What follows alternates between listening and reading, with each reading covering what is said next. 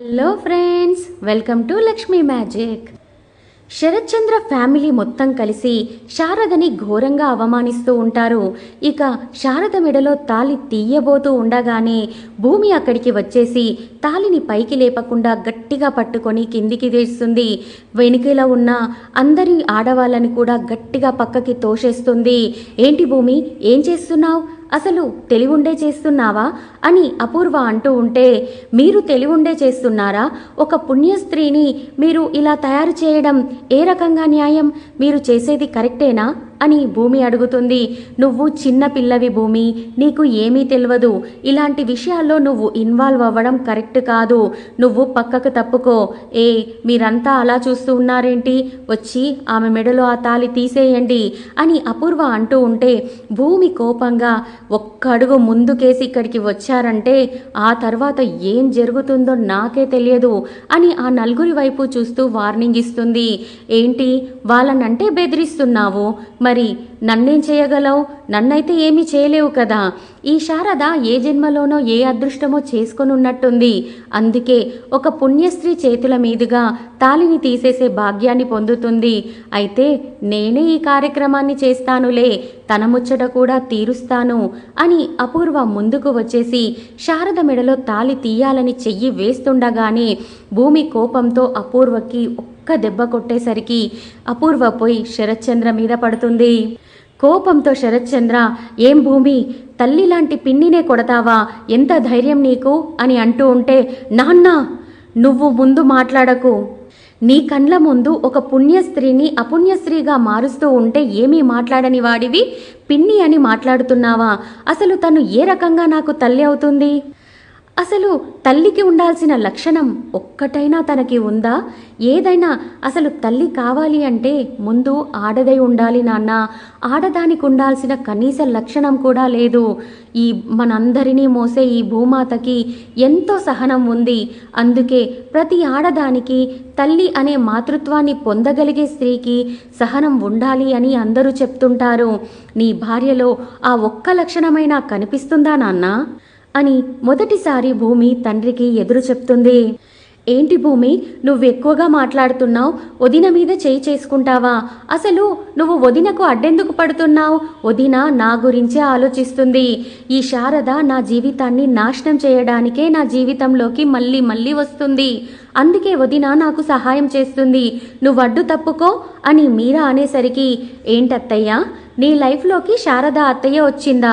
ఎవరి లైఫ్లోకి ఎవరొచ్చారో ఇక్కడున్న అందరికీ తెలియదా? అసలు మొదట మామయ్య ఎవరి మెడలో తాళి కట్టారు? ఎవరు ముఖ్యంగా మామయ్యకు మొదటి భార్య? చెప్పండి అని అందరినీ అడిగేసరికి అందరూ కూడా షాక్ అయిపోతారు. ఎవరి మెడలో తాళి కట్టారు అన్నది కాదు, ఈ శారద నా చెల్లెలి బతుకి అడ్డుగా వస్తుంది భూమి.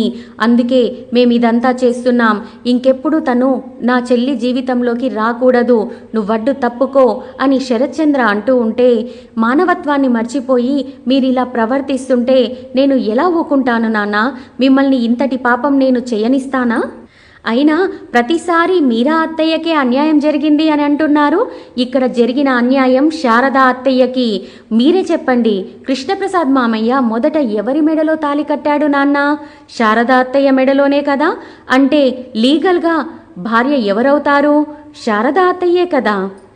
సహనంతో శాంతంతో శారదా అత్తయ్య మన మీద ఏ కేసు పెట్టకుండా వదిలేసినందుకు తనకు ఇంతలా అవమానం జరిగేలా చేస్తారా? అసలు మీరందరూ మర్చిపోతున్నారు. ఒకవేళ శారదా అత్తయ్య నా భర్త నాకే కావాలి అని కోర్టు మెట్లెక్కితే కోర్టు ఏమని తీర్పిస్తుంది నాన్న? కృష్ణప్రసాద్ మామయ్యని శారదా అత్తయ్యకే అప్పజెప్పదా? లేదంటే కృష్ణప్రసాద్ మామయ్యని మీరు హౌస్ అరెస్ట్ చేశారు అని ఒక్క పోలీస్ కంప్లైంట్ తని ఇచ్చినా సరే నెక్స్ట్ స్టెప్ ఏమవుతుంది నాన్న? మనం ఎప్పుడూ కూడా కోర్టుల చుట్టూ పోలీస్ స్టేషన్ల చుట్టూ తిరుగుతూ మన పరువు ప్రతిష్టలని వదిలేసుకొని నిలబడాల్సి వస్తుంది. అలా మన కుటుంబం పరువు తక్కువ పనులు చేయకూడదని శారదా అత్తయ్య ఎంతో సహనంతో మన మీద ఏ కంప్లైంట్ ఇవ్వకుండా వదిలేసినందుకు మీరిదంతా చేస్తున్నారా? మీకు ఇదంతా తెలియదా అని కోపంగా భూమి అడుగుతుంది. ఇక అప్పుడే కృష్ణప్రసాద్ అక్కడికి వచ్చేస్తాడు. భూమి, చెర్రి ఇద్దరూ పరుగు పరుగున వెళ్ళి కృష్ణప్రసాద్కి జరిగిందంతా చెప్పేస్తారు.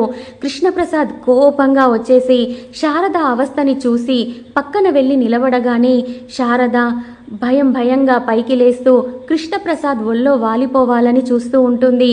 అంతటితో మీరా కృష్ణప్రసాద్ని గట్టిగా వెనక్కి లాగుతుంది. కృష్ణప్రసాద్ కోపంతో మీరా చేయిని గదిరించి ఏయ్ అని అంటూ అక్కడ బిందెలో నీళ్లు ఉంటే ఆ బిందె నీళ్ళని కాలుతో ఎగిరి తన్నేస్తాడు. దానితో అపూర్వ చూసావా బావా, చూసావా వీళ్ళు ఎలాంటి నాటకాలు ఆడుతున్నారో అని శరత్చంద్రకు ఎక్కియబోతూ ఉంటే ఏ అపూర్వ, మాటలు జాగ్రత్తగా రాని, ఎవరికెక్కిస్తున్నారు? మీరు శారద ఇంటికి వెళ్ళొద్దు అన్నారు, నేను వెళ్ళడం మానేశాను. తనని కలవద్దు అన్నారు, తనని కలవడము మానేశాను. విడాకుల మీద సిగ్నేచర్స్ పెట్టమన్నారు, అలాగే ఆ పేపర్స్ మీద ఇద్దరం సిగ్నేచర్ పెట్టాము. ఇంకా ఎంతలా సాధిస్తారు నా శారదని?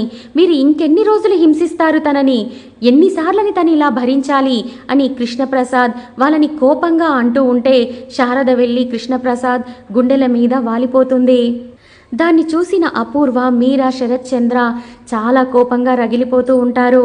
ఇక అక్కడ ఇంకా కోపం పనికిరాదు అనుకున్న భూమి వెంటనే శరత్చంద్ర కాళ్ళ మీద పడిపోయి ప్లీజ్ నాన్న, ప్లీజ్, ఒకవేళ అమ్మే కనుక బతికి ఉంటే ఇలాంటి చర్యలు ఇక్కడ జరగడానికి తను అడ్డుపడేది.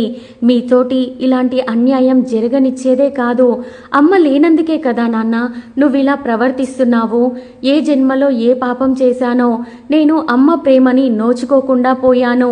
నువ్వు ఏ పాపం చేశావో అమ్మ నీతో జీవితాంతం గడవకుండానే మధ్యలోనే తనువు చాలించి వెళ్ళిపోయింది.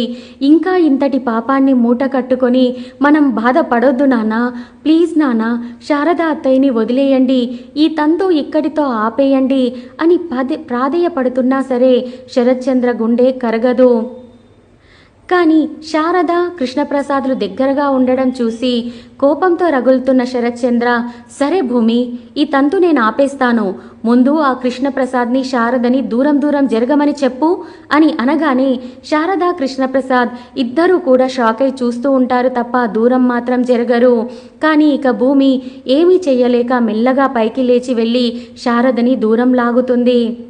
ఇక కృష్ణప్రసాద్ కోపంగా లోపలికి వెళ్ళిపోబోతూ ఉంటే ఏంటి కృష్ణప్రసాద్, వెళ్ళిపోతున్నావా? ఏమైందని వెళ్ళిపోతున్నావు? ఇప్పుడు వెళ్ళిపోతున్నావు అంటే అర్థం ఏంటి? మళ్ళీ శారదను వెళ్ళి కలుస్తాను అన్నట్టే కదా అని వెళ్తున్న కృష్ణప్రసాద్ని వెళ్ళనీయకుండా మళ్ళీ రెచ్చగొట్టి ఆపుతుంది అపూర్వ. భూమి ఇదంతా విని అసలేంటి పిన్ని, నీ ఉద్దేశం ఏంటి అని అడుగుతుంది. బావా, వీళ్ళ మాయమాటలు నువ్వు నమ్మకు. ఇప్పుడు వీళ్ళను ఇలాగే కనుక వదిలేస్తే రేపొద్దున మళ్ళీ కృష్ణప్రసాద్ శారదని కలుస్తాడు. వాళ్ళు మళ్ళీ ఒకటైపోతారు. ఎప్పుడో ఒకసారి ఇల్లు వదిలి వెళ్ళిపోతారు కూడా బావా అని శరత్చంద్రకు మళ్ళీ ఎక్కేయడం స్టార్ట్ చేస్తుంది. సరే భూమి, ఇప్పుడు నేను శారదని వదిలేయాలి అంటే తను ఎప్పుడూ కూడా కృష్ణప్రసాద్ని కలవను అని చెప్పాలి అని చెప్పగానే వాళ్ళిద్దరూ కూడా ఏడుస్తూ ఉంటారు. కానీ ఎవ్వరూ చెప్పరు. కానీ భూమియే ఇక శరత్చంద్ర గుండె కరగదు అని అర్థం చేసుకొని అత్తయ్య, ప్లీజ్ అత్తయ్య చెప్పండి అని శారదని రిక్వెస్ట్ చేసే వరకు నేను ఇంకెప్పుడు కూడా మా ఆయన్ని కలవను, తను నా ఎదురుగా వచ్చినా కూడా తనని కన్నెత్తి చూడను, మా ఇంటి దగ్గరికి వచ్చినా సరే అతని ముఖం మీదే నేను తలుపులు వేసేస్తాను అని శారద చెప్తూ ఏడుస్తూ ఉంటుంది. ఇక కృష్ణప్రసాద్ని కూడా చెప్పమను అని అపూర్వ అంటూ ఉంటే కృష్ణప్రసాద్ మాత్రం చెప్పను అన్నట్టుగా కోపంగా చూస్తాడు. అప్పుడు భూమి ప్లీజ్ మామయ్య, ఒక్కసారి శారద అత్తయ్యని చూడండి, తను ఏ పరిస్థితుల్లో ఉందో ఒక్కసారి గమనించండి, తన మనోవేదనని అర్థం చేసుకొని మీరు ఆ మాటను చెప్పే తీరాలి మామయ్య అని భూమి చెప్పడంతో కృష్ణప్రసాద్ ఒక్కసారి శారద వైపు చూసి సరే నేను ఇంకెప్పుడు కూడా శారదను చూడను, కలవను, వాళ్ళింటికి కూడా వెళ్ళను, సరేనా అని చెప్తాడు. మీ మాటలు ఎవరు నమ్ముతారు? ఇలా ఎన్నోసార్లు చేశారు కదా బావా, ఇదేమైనా వీళ్ళకి కొత్త? ప్రతిసారి ఇలాగే వెళ్ళను, చూడను, కలవను అని చెప్తూనే కృష్ణప్రసాద్ వెళ్తూ ఉంటాడు, కలుస్తూ ఉంటాడు. దీనికి ఏదో ఒక పులి స్టాప్ కావాలి బావా అని అపూర్వ రెచ్చగొడుతూ ఉంటుంది. చూడు కృష్ణప్రసాద్, నువ్వు ఇక్కడతో అయిపోయింది, మళ్ళీ వెళ్ళి శారదని కలవచ్చు అనుకుంటున్నావేమో. నేను నా చెల్లికి మాట ఇచ్చాను, నువ్వు తప్ప నీ జీవితంలో నా చెల్లి తప్ప ఇంకెవ్వరూ ఉండరని నేను మీరాకి మాటిచ్చాను. ఆ మాట నేను నిలబెట్టుకోవాలి అంటే మీరిద్దరూ ఇప్పుడు మీ మాట మీద నిలబడాలి. అలా కాదని మీరొకవేళ మాట తప్పితే నిన్ను మాత్రం నేను ఏమీ చెయ్యను. ఎందుకంటే నిన్నేమైనా చేశాననుకో నా చెల్లికే అన్యాయం జరుగుతుంది. అందుకే నేను నీ జోలికి రాను. కాకపోతే ఈ శారదను మాత్రం ప్రాణాలతో వదిలిపెట్టను, జాగ్రత్త అని హెచ్చరించి శరత్చంద్ర ఫ్యామిలీ మొత్తం కూడా లోపలికి వెళ్ళిపోతారు. ఇక భూమి, పూర్ణి, శారద, చెర్రి, కృష్ణప్రసాద్ వాళ్ళమ్మ, బిందు అక్కడే ఉంటారు. ఇక వాళ్ళు ఒకరిని పట్టుకొని ఒకరు బాగా ఏడుస్తూ ఉంటారు. ఆ తరువాత శారద, పూర్ణి ఇంటికి వచ్చేస్తారు.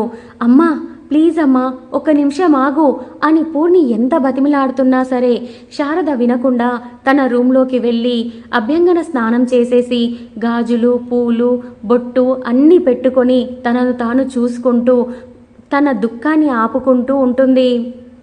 మరి శారద కన్నీటిని చూసిన గగన్ ఏం జరిగింది అన్నది తెలుసుకుంటాడా? గగన్ కోపాన్ని శరత్చంద్ర మీద చూపిస్తాడా? లేక అలా కొడుకుకి విషయం తెలిస్తే ఎక్కడ గొడవ పడతాడో అని శారద విషయాన్ని దాచిపెడుతుందా? తెలుసుకోవాలి అనుకుంటే నా ఛానల్ని సబ్స్క్రైబ్ చేసుకొని ఒక లైక్ ఇవ్వడం మర్చిపోకండి. Thank you for watching. Bye bye.